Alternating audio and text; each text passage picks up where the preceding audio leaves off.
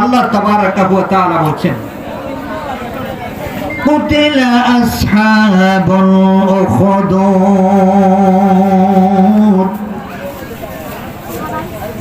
সাতটা কসম খাওয়ার পরে আল্লাহ তাআলা আসহাবে উখদুদের কথা বলছেন। আমরা এখানে যারা বসে আছি, আসহাবে কাফের নাম শুনছেন, আপনারা শুনছেন না? কিন্তু আসহাবে উখদুদ যে একটা আছে, এই আসহাবে উখদুদের আলোচনা আমরা অনেকেই শুনি নাই।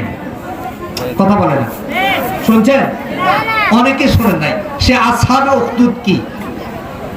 আসহাবুল উখদুদ, কুতিলা আসহাবুল উখদুদ। আসহাবে উখদুদ হচ্ছে সেই জিনিসের নাম। বনি ইসরাইলের সময় একজন জালেম শাসক ছিলেন। কি ছিলেন? জালেম শাসক ছিলেন। সেই জালেম শাসক, তিনি তার কাছে একজন জাদুঘর রাখতেন। সেই জাদুঘর বাদশা যা বলতেন তাই তিনি শুনতেন। আর বাদশা মাঝে মাঝে ডাক দিয়ে ওই গণককে ডেকে, জাদুঘরকে ডেকে বলতেন, আমার কি অবস্থা আছে, আমি এখন আমার সৈন্যরা কি অবস্থায় আছে, আমার পরিণতি কি হতে পারে, আমার কি অবস্থা হতে পারে, আমার কোনো শত্রু আছে কিনা, দুশ্মন আছে কিনা, তুমি একটু গনে গনে দেখো। তখন তিনি গণনা করে করে সরকারকে বলতেন, ওই বাদশাকে বলতেন। তখন বাদশা এবার নীরবে থাকতেন, তার মানে রিল্যাক্সে থাকতেন। এবার করে যখন চলতে শুরু করলো, একদিন ওই জালেম বাদশার কাছে যে জাদুঘর ছিল, সেই জাদুঘর বলল, জাহাপনা, আমার তো বয়স হয়ে গেছে, বুড়া হয়ে গেছি, আমি তো মরে যাব। আমার কাছে এমন একজন বিচক্ষণ একজন যুবককে আমার কাছে দেন, আমার জাদুগিরিগুলো সমস্ত কিছু আমি যাতে তাকে শিক্ষা দিতে পারি। বাদশা এই কথা শোনার পরে চিন্তা করলেন, কথা তো সত্যই, এই লোকটা কোন সময় মারা যায় আর আমার এই জায়গাটার হাল ধরবে কেডা। সুতরাং এই জন্য একজন যুবককে নির্ধারণ করলেন, যে যুবকটা ওই জাদুঘরের কাছে গিয়ে গিয়ে প্রতিদিন জাদুবিদ্যা শিখত। কি শিখত? বলেন, আওয়াজ দি, আওয়াজ দি বলেন। জাদুবিদ্যা শিখত।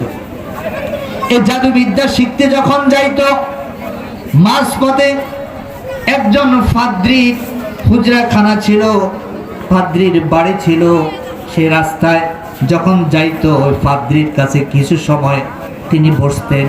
এমন অবস্থায় তখন এইভাবে করে করে দিনগুলো যখন অতিবাহিত করলো, অনেক দিন পর্যন্ত চলে গেল। চলে যাওয়ার পরে এবার ফাদ্রির কাছ থেকে চলে আসলো, গণকের কাছে যায়। ফাদ্রির কাছে আগে বসে, তারপরে গণকের কাছে যায়। এইভাবে অনেক দিন পর্যন্ত যাইতে শুরু করলো। হঠাৎ করে একদিন যাওয়ার পথে যখন দেখলো একটা বাঘ শুয়ে আছে অথবা একটা সাপ শুয়ে আছে, আর এই বাঘটা যখন শুয়ে আছে, এই অবস্থা যখন দেখলো, তখন এবার ওই যুবকটা চিন্তা করলো যে সমস্ত মানুষগুলো ওই দিকেও দাঁড়িয়ে আছে, এই দিকেও দাঁড়িয়ে আছে, কোনো দিকে যাইতে পারে না।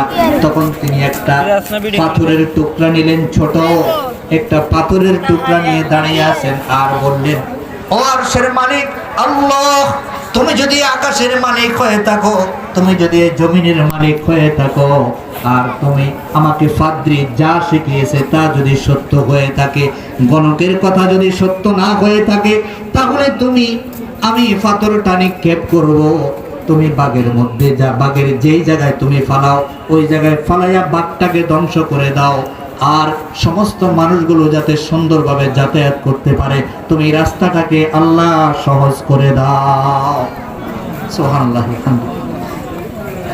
এই দোয়া করে যখন তিনি পাথরটা ছুড়লেন, বাঘের মাথার মধ্যে গিয়ে আঘাত করছেন, মগজ বের হয়ে বাঘ সঙ্গে সঙ্গে ওখানে শেষ। কি বলে দোয়া করছিল? আল্লাহ, ফাদ্রি আমাকে যা শিক্ষা দিয়েছে, এই শিক্ষাটা যদি তোমার হয়, আর তুমি যদি আরশে আজিমের মালিক যদি একক হয়ে থাকো, তাহলে তুমি আমার দোয়া মঞ্জুর করো এবং পাথরটা ওই বাঘের এমন জায়গায় ফেলবা যেই জায়গায় পড়লে পরে পাথর বাঘটা কি হয়ে যায়, শেষ হয়ে যাবে। ঠিকই ওই জায়গায় এখন পড়লো, ছেলেটার বিশ্বাস বাড়ছে না কমছে? আওয়াজ দেন, বাড়ছে না কমছে? স্বৈরাচার যাওয়ার পরে আমাদের বিশ্বাস বাড়ছে না কমছে? আল্লাহ পারে। আল্লাহ কি করে? আমাদের দেশে বহু আওয়ামী লীগ করা মানুষ, ফাতি নেতা, যারে বদনা আগানের জন্য কেউ রাখতো না, এমন বেড়ারাও বলছে দুনিয়ার কোন শক্তি নাই হযরত হাসিনারে নামানের। কথা কয় না? এমনকি আমাদের ইসলামগঞ্জ বাজার মসজিদে বাংলাদেশ জামাত ইসলামের ছোট্ট একটি কর্মী বৈঠক, তার বিরতি বৈঠক পর্যন্ত করতে দেওয়া হয় নাই। এই ব্যবসায়ী এখনো আছে না নাই? আমরা কি তাদেরকে খেদাইছিলাম? ওইসব বাটফার গুলো এখন আমাদের কারণে নিরাপদ। আওয়াজ দেয় না? ওইসব বাটফার গুলো এখন বাংলাদেশ জামাত ইসলামের কারণে নিরাপদ।